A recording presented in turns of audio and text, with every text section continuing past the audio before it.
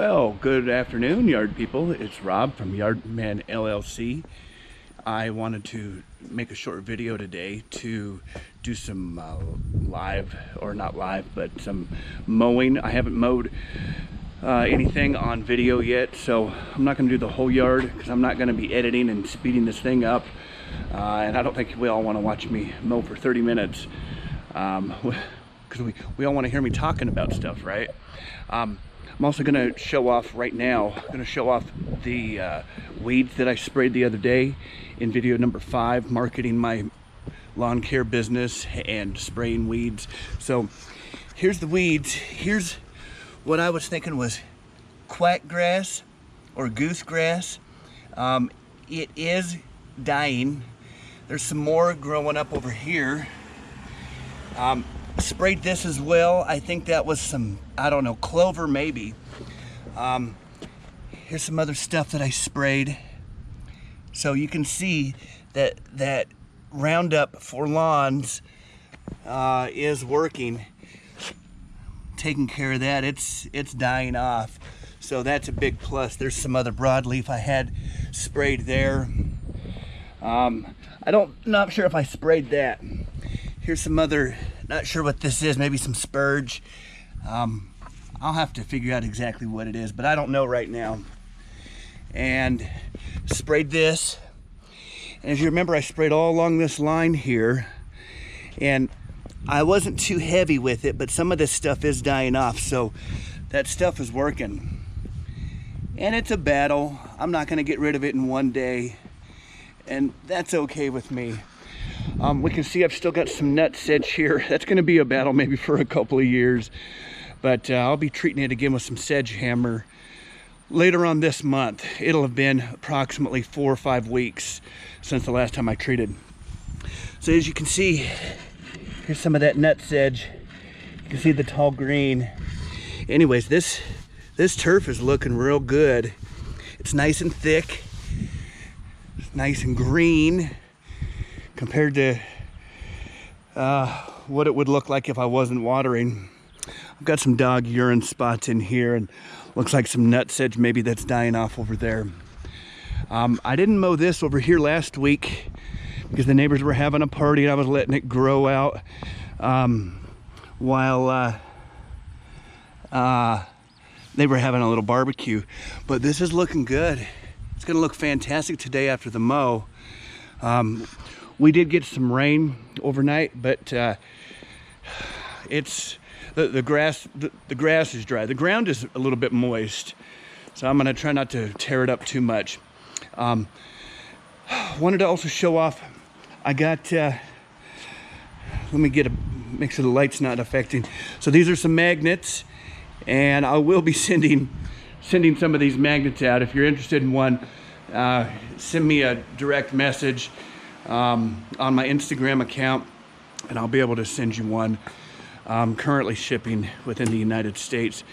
I just like to have other people be interested in that. That's really cool. Somebody wants to use one of my magnets and put it up on their refrigerator or in their garage, on their toolbox or what have you. Hey, I'm all for that. That's just more publicity for Yardman LLC. Additionally, I wanted to talk about, oh, wait, one more marketing piece. I've got this sign. So I have this out in front of the house. I thought it'd be a good way to, show off the lawn. So I might as well have a sign so as people drive by, they want to know how or why my yard looks so good. It's because I care for it, and now they know who I am. There's a name associated with the yard. I'm gonna start this mower up. I'm gonna mow just the front here, and then I'll come back and cut the video off. But I did want to talk about one client, and I'm sure a lot of y'all have had this happen with you in the past, but sometimes you have to let somebody go. There's been instances where maybe I didn't feel safe about doing a particular property, and I figured, well, okay, if I'm gonna do this property, it's going to be 3 times as much as I normally would have charged, or 5 times as much as I normally would have charged. And needless to say, I didn't win that project. And rather than I would have been willing to, but not unless the price was high.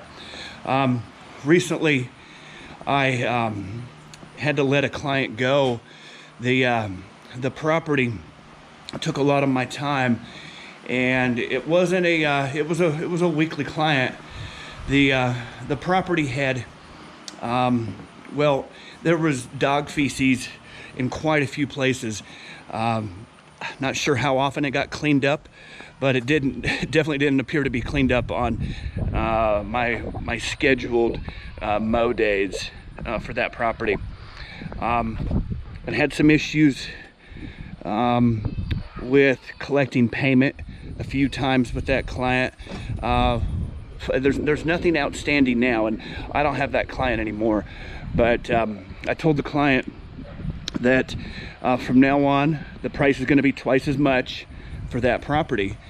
And I told the client that if I step in or run over animal feces, there will be an additional $25 upcharge.